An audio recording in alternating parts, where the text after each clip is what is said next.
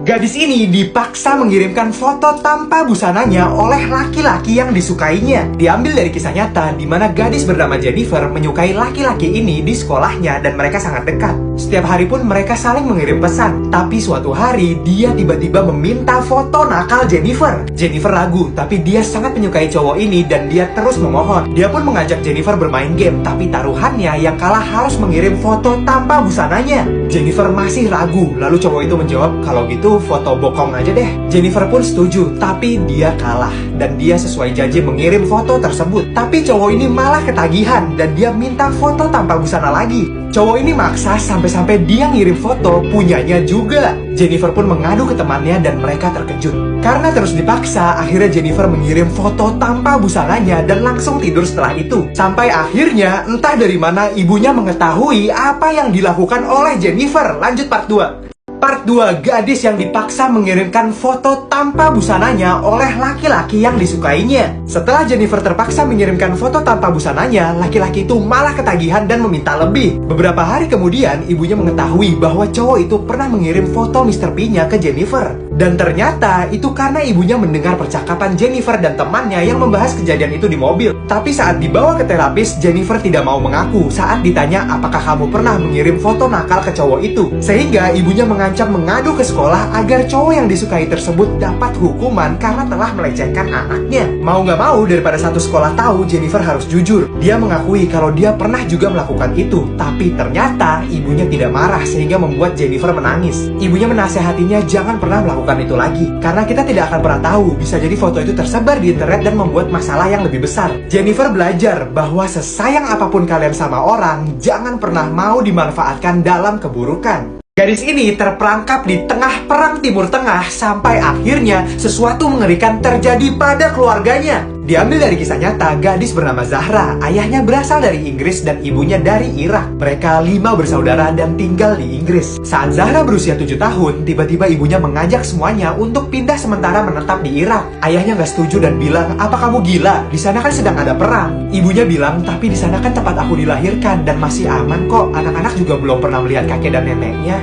Ayahnya pasrah dan akhirnya mereka pindah ke Irak. Semua baik-baik saja sampai akhirnya setelah 2 tahun Zahra terbangun jam 4 pagi karena suara tangisan dan teriakan. Dan ternyata saat Zahra melihat keluar jendela, bom berjatuhan dan gedung di sebelahnya terbakar. Mereka baru sadar bahwa kotanya sedang diserang. Setelah beberapa minggu berlindung di dalam, persediaan makan sudah habis. Sehingga ayahnya dan kakaknya terpaksa harus keluar mengendap-endap mencari makanan di tengah-tengah perang. Lanjut part 2. Part 2, gadis yang terperangkap di tengah perang Timur Tengah bersama keluarganya. Setelah mereka pindah ke Irak, semua baik-baik saja sampai 2 tahun kemudian, kotanya telah diserang. Mereka harus berlindung di dalam rumah dan menunggu sampai perang usai. Tapi setelah seminggu, persediaan makan pun habis. Ayahnya bilang, jika kita terus diam di sini, maka kita akan mati kelaparan. Sehingga ayahnya dan kakaknya harus keluar mengendap-endap mencari makan di tengah perang. Setelah 4 hari, mereka tak kunjung balik. Zahra, ibunya dan adiknya mulai panik dan kehilangan harapan. Yang bisa mereka lakukan hanya berdoa. Akhirnya ada keajaiban. Ayahnya datang tapi dalam keadaan menangis dan luka-luka di seluruh tubuhnya. Dan dia datang tanpa kakak perempuannya. Ternyata Tuhan telah memanggilnya. Setelah perang usai, mereka masih selamat. Lalu kembali ke Inggris dan kehidupan pun kembali menjadi normal. Dan meskipun kakak perempuannya telah pergi, Zahra yakin bahwa dia akan selalu berada di sisinya apapun yang terjadi. Tali bikini gadis ini terlepas di kolam renang setelah dia lompat dari papan loncat. Kisah memalukan ini diceritakan oleh gadis kelas 6 bernama Sophie yang diundang ke pesta ulang tahun temannya. Dia sangat senang karena itu adalah pesta di kolam renang. Setiap libur sekolah, ibunya sering membelikannya belasan baju renang baru. Dan khusus untuk pesta itu, ibunya memberi Sophie sebuah kejutan. Itu adalah bikini dengan hanya tali yang mengikatnya. Dengan pede, Sophie pergi ke pesta dengan bikini tersebut. Dan ternyata isinya lebih banyak laki-laki daripada perempuan. Tapi dia gak keberatan karena kebanyakan teman baiknya adalah laki-laki. Tiba-tiba semuanya memutuskan untuk lompat dari papan loncat. Tapi saat giliran Sophie meloncat dan setelah menabrak air, Sophie baru sadar bahwa bikininya lepas dan terombang-ambing di air. Sophie dengan cepat mengambilnya dan mengikatkan kembali ke tubuhnya. Tapi itu sia-sia. Sehingga dia berenang perlahan ke temannya dan meminta bantuan. Tapi saat berjalan keluar, handuknya itu tiba-tiba terlepas dari tangannya. Lanjut part 2.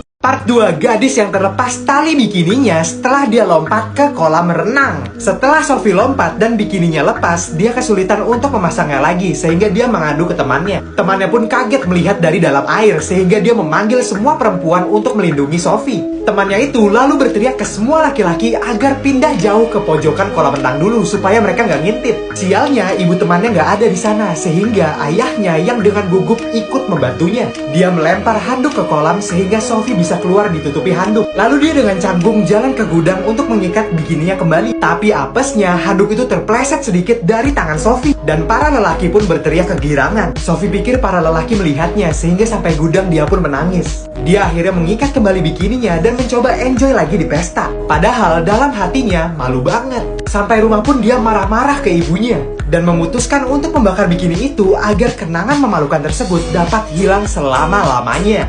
Gadis ABG ini dibully habis-habisan karena dia telat puber dan dadanya rata. Diambil dari kisah nyata di mana ada gadis kelas 4 bernama Jessica yang di masa remajanya memiliki tubuh yang krempeng dan payudaranya tidak tumbuh. Jessica juga belum menstruasi sehingga dia diejek, "Di mana payudaramu? Tubuhmu kok seperti bocil 5 tahun?" Teman perempuan lain sudah puber dan tubuhnya sudah pada montok sehingga hanya dia yang masih kurus rata kayak gini. Orang-orang terus mengolok-oloknya sehingga dia mengadu ke gurunya, tapi dia hanya bilang abaikan saja mereka. Tapi mengabaikannya sangat mustahil bagi Jessica yang selalu dihina setiap hari setiap detik. Bahkan oleh temannya sendiri pun juga. Tiap kali temannya bahas menstruasi atau payudara, Jessica selalu dicengin dan bilang kamu tidak akan pernah tahu. Saat kelas 6, tubuh semuanya pun menjadi semakin besar dan para lelaki pun mulai memerhatikan juga. Sehingga Jessica sering disebut papan setrikaan oleh teman laki-lakinya. Di kelas 8, hinaan semakin parah bahkan merusak kesehatan mental Jessica. Sampai akhirnya hal sial pun terjadi padanya. Part 2. Part 2, gadis yang dibully habis-habisan karena dia telat puber dan dadanya rata. Setelah mendapat caci maki dari teman laki-lakinya karena dada Jessica rata tidak seperti perempuan lainnya, Jessica pun mulai makan sebanyak-banyaknya agar tubuhnya lebih berisi tapi malah membuatnya sakit. Setelah masuk kelas 8, semuanya tumbuh lebih besar lagi kecuali Jessica yang belum juga menstruasi dan payudaranya belum tumbuh.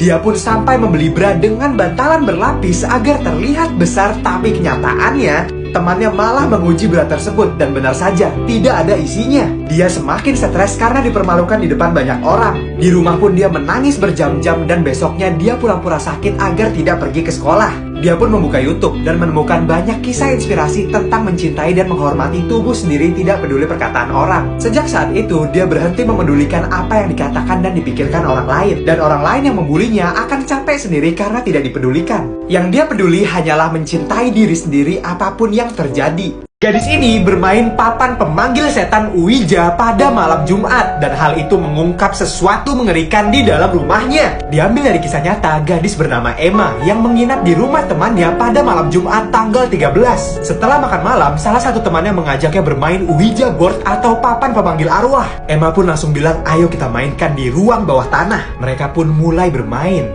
Cara berkomunikasinya, arwah akan menggerakkan tangan mereka ke huruf yang ada di papan membentuk kalimat. Mereka mulai ketakutan saat tangan mereka benar-benar digerakkan arwahnya. Emma yang rada peka bisa melihat wajah setan itu di cermin seorang kakek tua. Emma takut itu setan jahat, tapi mereka tetap lanjut untuk tahu apa yang arwah ini inginkan. Mereka bertanya nama dan setan ini menjawab dia bernama Dan dan istrinya bernama Gina. Setan ini juga secara berulang bilang 40 luka di bak mandi dan angka 790 yang menunjukkan cinta. Lalu mereka kaget ketakutan saat setan ini bilang anaknya masih ada di rumah ini. Lanjut part 2. Part 2, gadis yang bermain papan pemanggil setan Ouija dan hal itu mengungkap sesuatu mengerikan yang ada di rumahnya. Setelah setan itu bilang kalau dia punya anak perempuan, dia lalu menceritakan kalau anaknya dulu pernah diculik lalu diperkosa. Setelah itu anaknya depresi dan melukai dirinya sendiri di atas bak mandi sebelum akhirnya dia mengakhiri hidupnya. Mereka jadi sedih mendengarnya dan ingin menolong setan itu. Bahkan Emma spontan ngambil sekop untuk menggali kubur. Tapi saat setan itu bilang kalau anaknya dikubur tepat di bawah lantai rumah ini, dia langsung ketakutan.